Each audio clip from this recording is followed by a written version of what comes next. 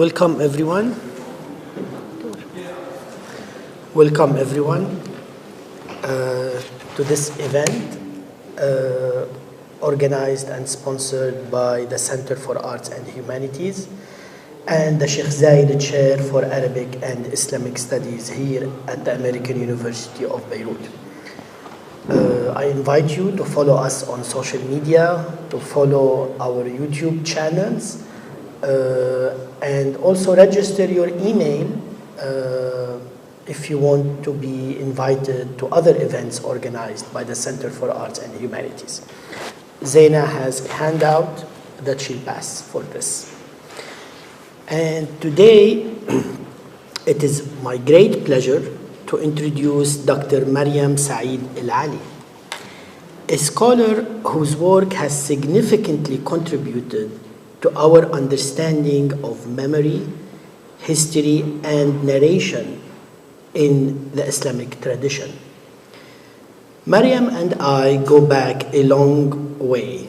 It was actually here at AUB that we met with the help of our dear teacher, Asad Khairallah. He introduced us, and I first met her when she was a master's student here at AUB. I was first-year assistant professor. And since then, I have had the privilege of following her intellectual journey. It has been truly remarkable to witness her growth into the distinguished scholar she is today. Mariam earned her doctorate in Arabic language and literature at AUB in 2017 under the supervision of Professor Tarif Al-Khalidi. وَمَا أَدْرَاكَ مَا طَرِيف Al-Khalidi. He was the previous Sheikh Zayed Chair of Arabic and Islamic Studies here at AUB and a phenomenal scholar of Islamic history. We owe him a lot. So he was her PhD advisor, and this dissertation was recognized with the Abdul Hadi Dibis Award for Academic Excellence. It was later published as a book by the Orient Institute in Beirut in the Beirut Text and Studies series, Akhbar Khadija bint Khuwaylid in the Islamic Sources, Frames of Narration, Memory, and History. It's a deeply thoughtful and rigorous study of how Khadija, the first wife of the Prophet, is remembered in Islamic historiography. Images of Khadija, somehow. I was particularly struck by the way Mariam approached this subject, this sensitive subject, carefully navigating the intersections of memory, textual framing, and historical consciousness. Mariam's research continues to engage with questions of memory and transmission, particularly in medieval Islamic scholarship.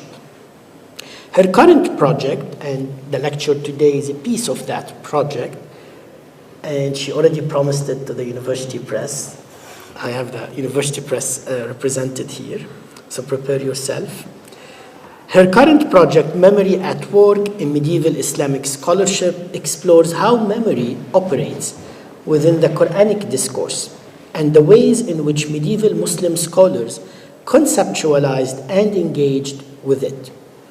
Her inquiry into the links between memory, knowledge production, and cultural identity promises to open new perspectives on how Islamic intellectual traditions were shaped over time. So it's the shaping of the tradition that she's interested in.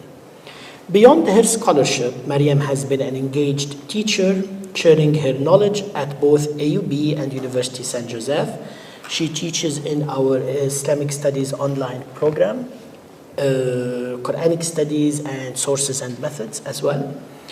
She was also the recipient of the Andrew Mellon Foundation postdoctoral fellowship at the Center for Arts and Humanities. So we really are welcoming you to where you belong, to where you've been already. It's always rewarding to see a scholar develop in ways that remain true to their intellectual curiosity while constantly expanding the scope of their inquiry. Mariam is one such scholar, thoughtful, rigorous, and deeply engaged in her work. I'm delighted to welcome her today. Please join me in welcoming Mariam El Ali to me. Thank you so much, Professor Orfeli, for this insightful introduction. And thank you all for being here today. Before I begin, I must express how deeply humbling it is to see respected professors who once mentored me in the audience today. I feel very privileged by your presence. To initiate this discussion, I would like to start by quoting the Quranic verse included in the poster for this lecture. وَذَكِّرْ فَإِنَّ الذِّكْرَى تَنْفَعُ الْمُؤْمِنِينَ. And reminding is good for the believers. This instruction to remind others appears repeatedly in the Quran, with one verse referring to the Prophet simply as a reminder. فَذَكِّرْ إِنَّمَا أَنْتَ مُذَكِّرْ. So remind, for you but are a reminder. Establishing a close duality between the Prophet and the revelation, the Quran also portrays itself as fundamentally serving the purpose of reminding. إِنْ هُوَ إِلَّا ذِكْرٌ لِلْعَالَمِينَ. This is but a remembrance to mankind. In fact, it is here fascinating to observe that in Arabic, dhikr and dhukr exist. So dhikr and dhukr. In contrast to dhukr, a term that refers to the internal remembrance of something within the heart, dhikr signifies the open oral articulation of the subject being recalled. With this understanding, the interactive characteristic of the action is integrated into the terminology itself. To put it differently, the Quranic dhikr and dhikra represent active forms of remembrance, distinct from the silent nostalgia experienced by a heartbroken lover, for example, such as the individual recollection or dhukra of the 7th century Arab poet Ka'b bin Zuhair when he envisions the shadow of his beloved. أَنَّ أَلَمَّ بِكَ الْخَيَالُ يَطِيفُ وَمَطَافُهُ لَكَ ذُكْرَةٌ وَشُعُوفُ. So if you even forget something, so say you are practicing dhukr, not dhikr. Likewise, the interactive interpretation is contained within the form or wazn of the word tadhakur, which we will now examine closely. The form tafa'ul embodies the meaning of sharing, which allows us to define tadhakur as an activity involving shared recollection. In fact, this interactive aspect of the action proved challenging to be expressed as inventively in a single English term when compared to its Arabic equivalent. How can one accurately interpret the word tadhakur in the English language? Broadly speaking, it is possible to render it as co-remembering. And in a more targeted domain, it might align with the concept of conversational remembering. Hence, the form of memory which tadhakur entails exists between subjects and not within them. Its form of existence consists of communication. Tadhakur denotes an interactive remembrance through conversation between two or more agents. The terminology may also suggest reciprocal encouragement to orally bring up and discuss a particular notion or event, where memory is not triggered by a contact between a remembering mind and a reminding object, but contact between two or more conversing or remembering minds. Our efforts to dissect Tadhakur generate a wealth of thought-provoking questions, steering us in a variety of methodological directions. A study of the textual materials that include references to Tadhakur within certain Arabo-Islamic sources might formulate the following considerations. Which memories were brought to mind? What was remembered? What factors contributed to their recollection? Why was this or that event remembered? Which individuals participated in the act of remembering? Who remembered? Did the remembering processes affect the evoked notions or event? How they were remembered? So in the upcoming analysis, and in the context of the aforementioned questions, I will explore textual illustrations that exemplify Tadhakur, an interactional organization of shared remembering that is largely unexplored. In this endeavor, I attempt to investigate the multi-layered epistemological, literary, and social aspects that this concept offers. It is reasonable to suggest at the outset that Tadhakur is a term that has existed for a long time, potentially as far back as the celebrated Basus War. According to the Dawha Historical Dictionary of Arabic, the earliest recorded use of the term can be traced back to Al-Harith bin Ubad, the renowned pre-Islamic poet and leader. It stands to reason that Tadhakur in Al-Harith's verse is directed towards the days of the Arabs, Al-Ayyam, the name given in Arabian lore to those combats that the Arabian tribes fought amongst themselves. وَإِذَا الْكِرَامُ تَذَاكَرَتْ أَيَّامَهَا كُنْتُمْ عَلَى الْأَيَّامِ غَيْرَ كِرَامِ. In the context of the heroic epoch of Jahiliyyah, one can logically infer that a communal remembrance of those days was to be expected. The spirited competition and chivalric values that characterized the ancient Arabian warriors should be viewed as essential contributors to the Tadhakur process.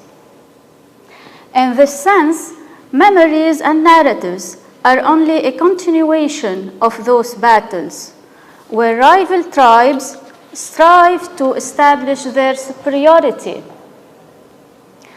Al-Harith's poem is in fact a counter-qasida in response to a famous ode, Mimiyya, by Al-Muhalhil, brother to Kulayb Wa'il, who acts a leading part in the Basus War. One should also note here that popular memory kept the recollection of these battles alive for centuries in legendary fashion. I myself still remember my grandmother's storytelling of Azir Salim's romance, none other than Muhalhil himself. As per my grandmother, Azir kept his combat helmet for 4 decades, to the point where it became impossible to remove. It is thus not a distant tribal identity that has faded into history, but rather a collective Arab identity that continues to thrive through the legacy of ancestors. Tadhakur might also reflect the reawakening of a long-desired revenge, as illustrated by the case of Qais ibn al-Khatim, another renowned poet and notable from Al-Aws tribe, who was killed only 2 years ahead of the Hijrah. In كتاب أسماء المغتالين من الأشراف وأسماء من قتل من الشعراء by Muhammad bin Habib, we read that Al-Khazraj conversed about him, about Qais. So they complained among each other and agreed on killing him. فلما هدأت حرب الأنصار تذاكرت الخزرج قيس بن الخطيم ونكايته فتذامروا وتواعدوا قتله. Observe the series of actions here of تذاكر, تذامر, and تواعد. تذاكر here signifies the primary act that initiates revenge and killing, instead of a later recalling of the past confrontations. This تذاكر is fundamentally a malicious behavior. So نعوذ بالله من التذاكر الشرير. Back to Quran again. Upon reviewing the following verse, فاذكروا الله كذكركم آباءكم أو أشد ذكرا. Remember God as you remember your own parents, or even more intensely. It becomes clear how vital the remembrance of their lineage and past was to the Arabs. The Quranic expression reflects a mild approach and refrains from demanding a sudden end to the practice. One could infer the deep-seated nature of this tradition among them, given that the Quran did not instruct them to abruptly stop remembering their ancestors, but offered a gradual replacement. So imagine an Arab sitting around a campfire, saying, "You think your grandfather was great? Let me tell you about mine." So it's literally it's بي أقوى من بيك, you know? Okay. An important feature of the practice revealed by this verse is the ingrained masculine bias that characterizes it. So ما بنقول أمي أقوى من أمك, we say بي أقوى من بيك. Even though the verb أذكروا can refer to female listeners, it seems that the Quran predominantly addresses men engaging in the recollection of their paternal figures. One might wonder whether the mentions of tadhakur found within the various sources also reflect a comparable male-dominated viewpoint. In fact, yes, it does. The sole instance of tadhakara that includes the feminine marker ta'nith that I encountered pertains to Quraysh. So tadhakarat Quraysh. And guess what it is said to being co-remembered? Ansabaha or ahsabaha in another version. Nevertheless, when primary sources do not capture women's active roles in conversational memory, it is still women who narrate some of the most remarkable of these occurrences. A prominent hadith where the Prophet engages in tadhakur likely leads to an obvious identification of the woman who transmitted it. In conversation, the Prophet and Abu Bakr are said to recall their age, and who better than Aisha to recount this narrative? A woman who would take center stage rather than fade into the background. So this hadith reveals a key aspect of tadhakur, namely the matching pairing of the parties participating in the process. The text appears to depict a real conversation between the Prophet and Abu Bakr, in which they reflected on their ages. So this might be regarded as an old case of two friends sitting down and saying, "Can you believe how old we are getting?" So it's like, "Wallah kibirna ya Abu Bakr." It is evident, though, that the meanings associated with this supposed exchange are amplified in later quotations of this hadith. The close relationship between the two men, the matching, the correspondence that enables the interactive function of memory retrieval are emphasized within the context. The involvement of the Prophet and the Tadhakur, whatever the remembered topic, endows the other party, Abu Bakr here, with considerable charismatic authority. Even though the hadith is typically invoked to draw attention to the fact that they both died at a remarkably comparable age, a detail that is frequently viewed as a significant marker of their deep connection and alignment. The act of tadhakur itself, however, carries the same connotation and implication. Reflecting on the central reciprocal nature of the act, it is reasonable to assert that the Prophet would engage in tadhakur solely with those who are in a way or another aligned and compatible with him, rather than just with anyone. Hamza bin Abd al-Muttalib, the Prophet's uncle, takes on the position of the second party in a parallel tadhakur anecdote, for example, with the Prophet being the individual that corresponds to him.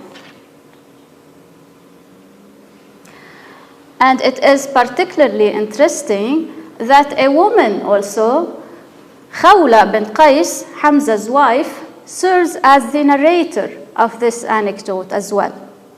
The Prophet and Hamza are reported to co-remember the word ad-dunya.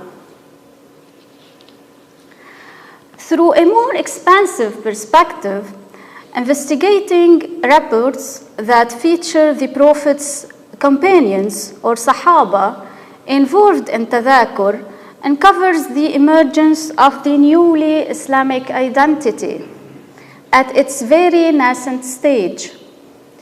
Those catch the companions of the Prophet conversing about new religious directives.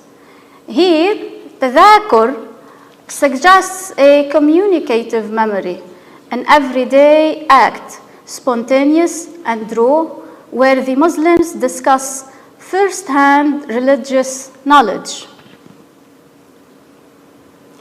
Consider, for example, the report that highlights the recollection of Ali, Ammar, and Al-Miqdad as they jointly recall the purification measure that is needed after the secretion of the male seminal fluid, al-madhi, associated with sexual arousal. There are indeed bolder accounts of companions reflecting on their sexual experiences. You may wish to revisit the sources yourself to explore some of these accounts. I'm focusing on this one example to assure that this isn't the last time Bilal Urfali will ever invite me to a lecture. So, as per this report, the shy Ali hesitates to pose the question to the Prophet concerning the issue due to his marital relationship with his daughter. The question directed towards the Prophet clearly indicates that the tadhakur in this scenario aimed to find a resolution for the concern that was brought to mind. The Prophet articulates a solution that mirrors the ablution observed before prayer, al-wudu.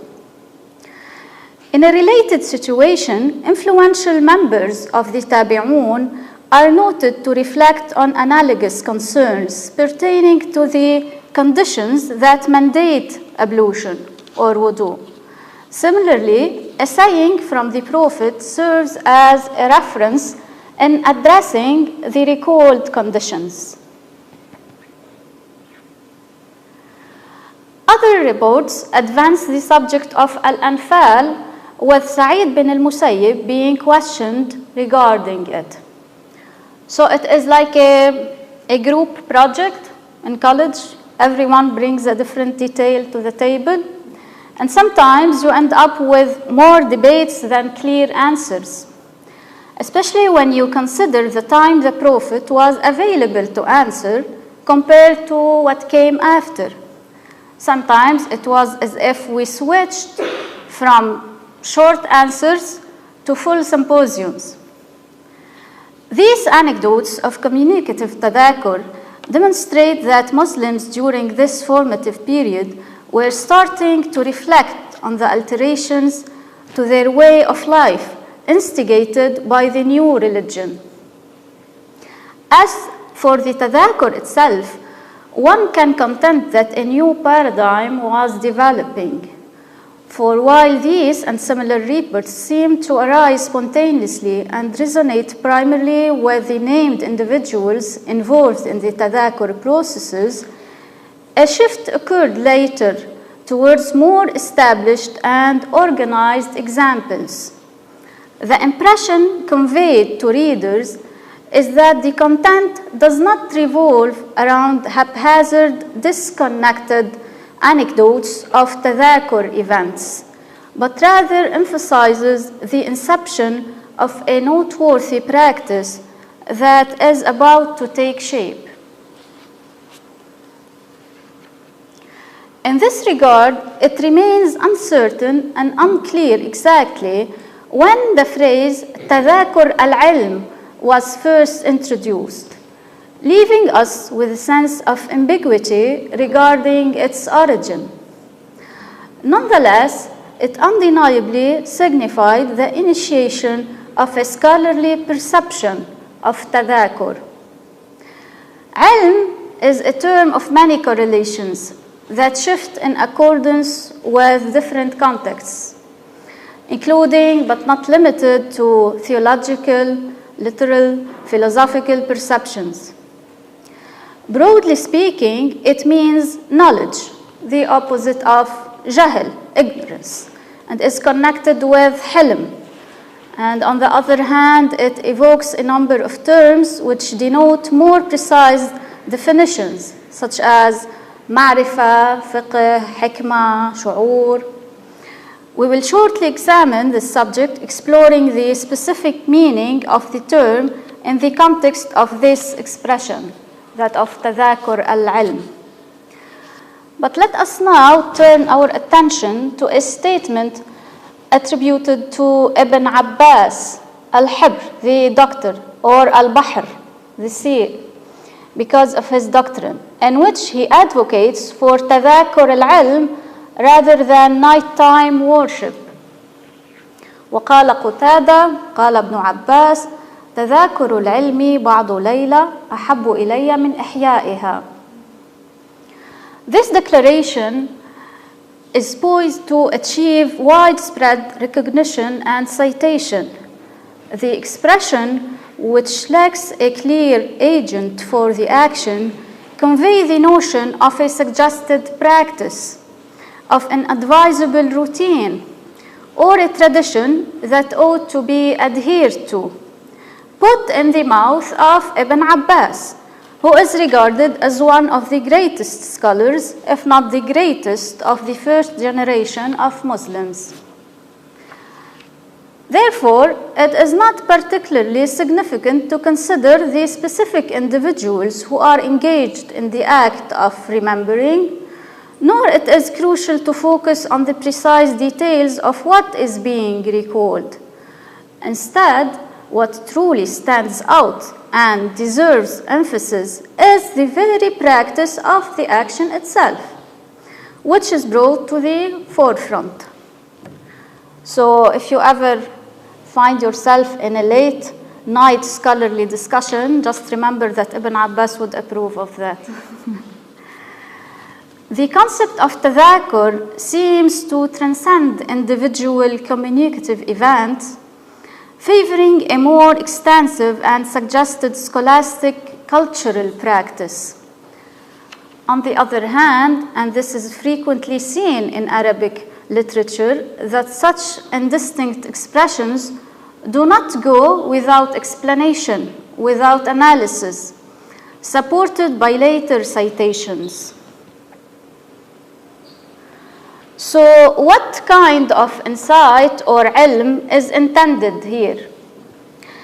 The overall comprehension of the term is notably pointed by the response provided by Ahmad bin Hanbal, the Imam of Baghdad, the celebrated theologian and traditionist, and one of the most vigorous personalities of Islam. Ibn Hanbal, the founder of one of the four major Sunni schools, asserts in his detailed interpretation of this specific saying that it is knowledge that assists individuals in addressing their religious concerns. So it is العلم الذي ينتفع به الناس في أمر دينهم, i.e. the understanding of Islamic law related to practices such as prayer, fasting, divorce, and among other matters. This traditionalist viewpoint is, interestingly, pushed even further when the term ilm is replaced by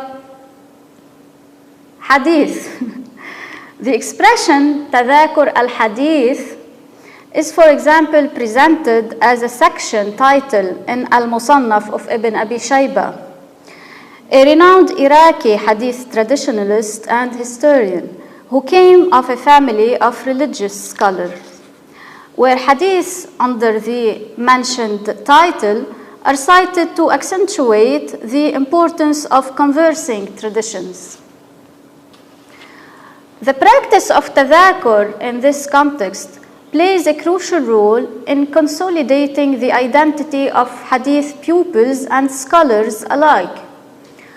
After all, what other activities are they meant to pursue besides seeking out hadith through every possible avenue? And one effective method for achieving this is by collectively recalling and discussing hadith in a group setting. Tadhakur is thus a valuable gesture that one hadith transmitter can extend to the other by bringing to mind a hadith that the other has overlooked. Hence, upon the meeting and co-remembering of hadith by Ibn Abi Layla and Abdullah bin Shaddad, one individual allegedly expressed gratitude to another for reminding him of a hadith that had slipped from his memory. يرحمك الله فرب حديث أحييته في صدري كان قد مات. مذاكرة serves as another twin term of tadhakur and is also paired with ilm. مذاكرة is beautifully compared to the essential water that is crucial for nurturing and cultivating the blossoming flower of knowledge within the fertile soil of our hearts. القلوب ترب والعلم غرسها والمذاكرة ماؤها. فإذا انقطع عن الترب ماؤها جف غرسها. This said, and as you sit here, it is quite possible that you are contemplating that these repetitive scholastic experiences of tadhakur have been dull and monotonous. And I truly hope that you have not found yourself feeling bored at this stage of my presentation. In fact, engaging with the information through the process of memory serves as a captivating expedition for those who are devoted to acquiring knowledge. A truth that any authentic scholar who harbors a deep commitment to learning will recognize. Notable scholars and hadith transmitters are even identified for reaching the verge of losing their mind when they engage in the practice of مذاكرة. كادت تذهب عقولهم عند المذاكرة. Primarily due to their intense and passionate attachment to this particular activity من شدة شهوتهم له يعني للمذاكرة. This bears a resemblance to the introspective days typical of Sufi dhikr in many aspects as well. So here we are talking about being passionate about your work. If only like modern students had this level of excitement. Imagine, for example, someone fainting from enthusiasm during a university lecture. So the profound satisfaction and delight that it imparts to the spirit is so strikingly powerful that it has in fact aroused the envy of a person of significant stature like the Buwayhid Wazir, Abu al-Fadl ibn al-Amid, himself known as Al-Jahiz al-Thani. In contemplating a mudhakara between Sulaiman bin Ahmad al-Tabarani and Abu Bakr al-Ji'abi, he was fortunate enough to attend at his court. Ibn al-Amid declares that it was a moment when he realized that his belief in the unparalleled sweetness of his top-level official rules was mistaken. ما كنت أظن أن في الدنيا حلاوة ألذ من الرئاسة والوزارة التي أنا فيها حتى شاهدت مذاكرة سليمان بن أحمد الطبراني وأبي بكر الجعابي بحضرتي.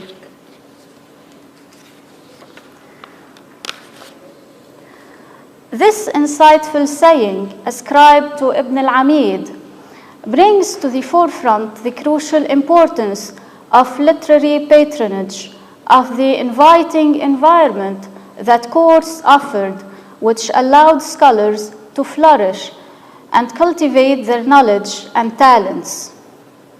Courts were not just literary salons or venue for light-hearted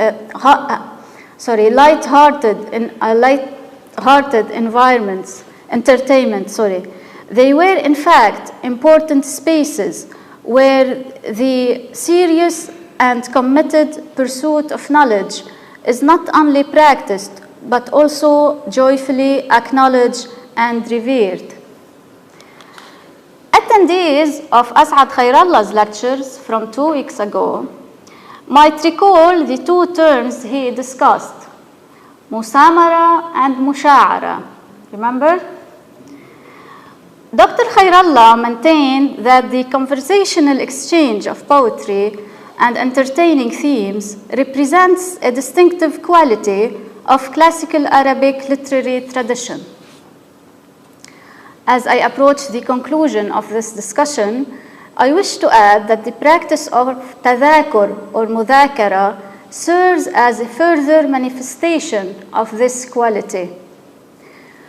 By incorporating a variety of themes that go beyond amusing conversations, one can argue that tadhakur or mudhakara exemplifies an even more holistic practice that balances entertainment with serious discourse. Indeed, we have a long tradition in Arabic literature of mingling jidd with hazl, seriousness and joking, a common combination of antithetical terms that might blend to the extent of a hazl yuradu bihi jidd, joking which aims to express seriousness. The variety of themes Tadhakur explores, which exhibit a degree of enjoyment and which are found in disjointed reports across adab or bal lettre compilation, incorporates, for example, fitna. So Tadhakur al-fitna, also idols, asnam al-jahiliya, keeping secrets, كتمان السر تذاكر ناس من أهل الفضل كتمان السر, envy, hasad, among others. And indeed, they merit a separate examination. In contrast, the notion of tadhakur al-ilm or hadith appears to be a far more frequently encountered and explicitly delineated theme, one that is systematically organized within recognized scholastic collections. It is a notion that functions as a reference around which a much more substantial body of anecdotes progressively amassed and evolved over time. And as tadhakur and remembering in general is a realization of belonging, of defining self-identity, we ought to remain aware of this significant aspect of our tradition. That of the persistent communicative feature that transcends entertaining circles and existed as a standard among scholars belonging to various sects, schools, and affiliations. Therefore, we read of a Maliki judge reportedly saying, I conversed, tadhakartu, with a Shafi'i scholar. We encounter, for example, Al-Imam Al-Awza'i prevailing Al-Imam Malik in Maghazi, while the latter prevailing him in fiqh, upon a lengthy tadhakur that lasted for an entire afternoon. وقد تذاكر مالك والأوزاعي بالمدينة من الظهر حتى صليا العصر ومن العصر حتى صليا المغرب فغمره الأوزاعي في المغازي وغمره مالك في الفقه. It was a completely non-threatening endeavor to gain rights from others, even when the other individual is affiliated with a different group or holds a lesser degree of expertise. Seeking knowledge was, as the wise Tarif Khalidi once taught me, a continued conversational endeavor, mas'an hiwari. With tadhakur, the objective is not just to revisit or highlight previous situations. Rather, it is fundamentally about coming together to forge a common understanding and agreement concerning future paths. So, فلنتذاكر هذا الأمر. Thank you very much.